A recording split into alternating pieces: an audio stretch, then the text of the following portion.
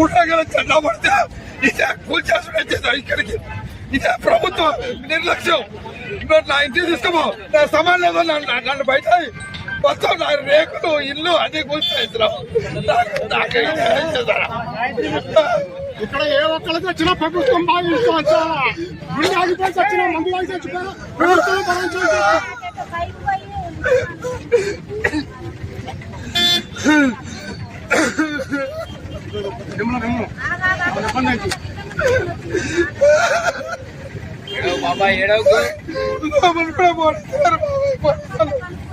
లోపలి కూడా పడట నా భార్య క్యాన్సర్ పేషెంట్ చిన్న పిల్లగాడు బాగా ఆడుతున్నారు. జీవితంలో ఒక తేడా లేదు.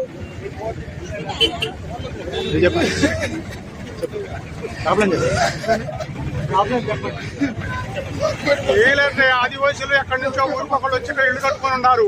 ఆ భూమి కూడా గవర్నమెంట్ కాదు, భూతాడల భూమి. ఆ భూమి మీద ప్రజలు 10 సంవత్సరాల మధ్య కొద్దిపాటు గుడిసెలు వేసుకొని జీవిస్తున్నారు. ఆడవాళ్ళు ఇళ్లలో పని చేసుకొని మగవాళ్ళు సుధారపడిపోయి ఇక్కడ కాలం గడుపుతున్నారు. ఇది కనీసానికి మంత్రులకి అందరికీ తెలుసు. వాళ్ళు కావాలని ఇప్పుడు ఈ టైంలో ఇళ్లను దిగడానికి వాళ్ళు సిద్ధమయ్యారు. ఇది కరెక్ట్ అయిన పొజిషన్ కాదు.